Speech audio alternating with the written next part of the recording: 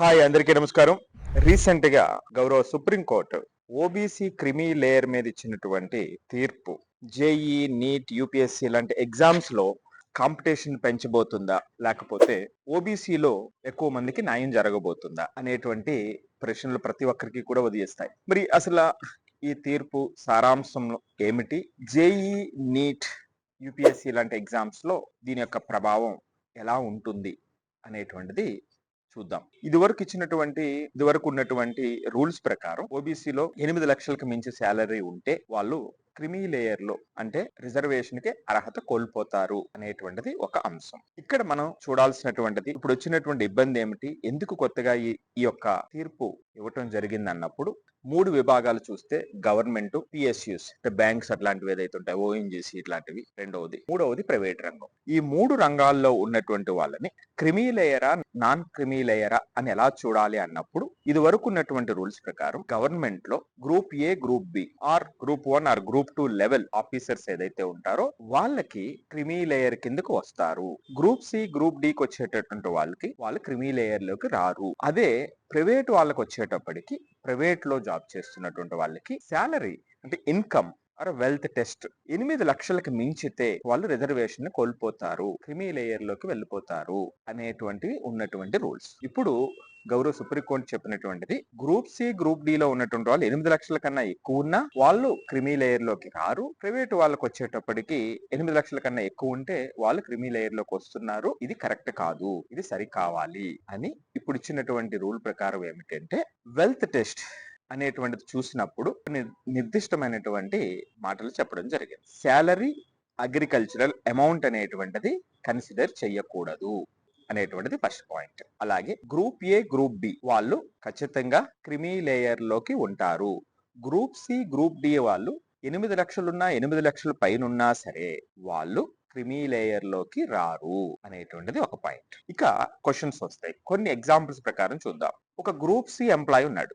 Group C employee promotion వచ్చి group B కి promote అయ్యాడు. మరి ఈయన గ్రూప్ బి కి ప్రమోట్ అయ్యాడు కాబట్టి క్రిమీ లేయర్ లోకి వెళ్ళిపోతాడా అన్నప్పుడు ఇక్కడ 2 కండిషన్స్ ఉంటాయి. అతను 40 ఇయర్స్ కున్న ముందు సర్వీసులో అతను ఏజ్ 40 కన్నా ముందే గ్రూప్ బి కి గాని గ్రూప్ ఏ కి గాని ప్రమోట్ అయితే అతను క్రిమీ లేయర్ లోకి వస్తాడు.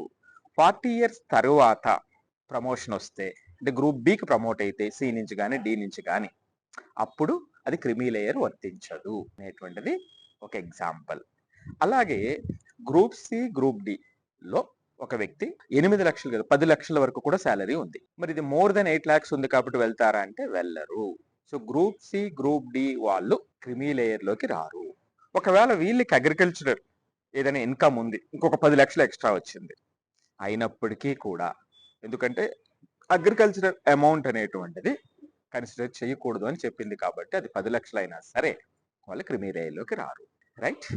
మరి ఇక్కడ ఒక రూల్ ఏమిటంటే ఎవరైనా సరే ప్రైవేట్ ఎంప్లాయ్ కానీ వీళ్ళే కానీ గ్రూప్ సి, గ్రూప్ డి వాళ్ళు కానీ వేరే ఇన్కమ్, ఏంటి ఇన్కమ్ అంటే అర్బన్ లో కానీ లేదా అసెట్స్ ద్వారా కానీ ఏదైనా బిజినెస్ ద్వారా కానీ వీళ్ళకి more than 8 lakhs 3 consecutive years అంటే 3 ఇయర్స్ వరుసగా మోర్ దెన్ 8 లాక్స్ అంటే యావరేజ్ మోర్ దెన్ 8 లాక్స్ ఉంటే 3 సంవత్సరాల పాటు మోర్ దెన్ 8 లాక్స్ ఇన్కమ్ వస్తే అంటే వేరే సోర్సెస్ అగ్రికల్చరల్ కాకుండా బిజినెస్ కానీ అర్బన్ లో ఉన్నటువంటి రెంట్స్ కానీ లేదా అర్బన్ ల్యాండ్ కి సంబంధించినటువంటి రెంట్స్ కానీ ఏదైనా ఇలాంటి వాటికి ఏదైనా వస్తే అప్పుడు వాళ్ళు క్రిమీ లేయర్ లోకి వస్తారు. సో ఇది మరి ఇంకొక ముఖ్యమైనటువంటి పాయింట్ ఏమిటంటే మరి ప్రైవేట్ సెక్టార్ లో ఉండి మరి ప్రైవేట్ సెక్టార్ లో ఉండేటప్పుడు కూడా అంటే శాలరీ కౌంట్ చేయొద్దు అన్నారు కదా, మరి ఎలాగా అన్నప్పుడు ప్రైవేట్ సెక్టార్ లో సపోజ్ 20 లక్షల శాలరీ ఉంది లేదా 25 లక్షల శాలరీ ఉంది, మరి వాళ్ళు క్రిమీ లేయర్ లోకి రారా?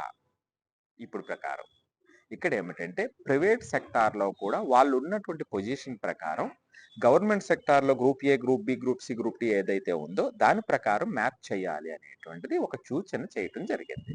For example company director, CEO, CTO ఆ లెవెల్లో ఉండేటప్పుడు బహుశా ఈ గ్రూప్ ఏ, గ్రూప్ బికి ఈక్వల్ గా ఉండి వాళ్ళను కూడా క్రిమీ లేయర్ లోకి తీసుకునేటువంటి అవకాశం ఉంటుంది. సో అవి రూల్స్ ఫ్రేమ్ కాబోతున్నాయి.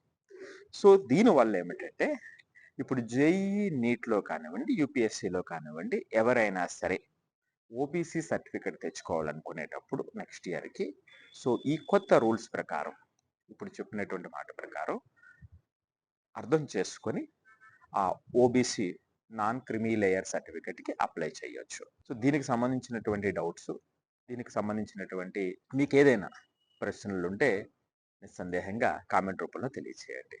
Thank you.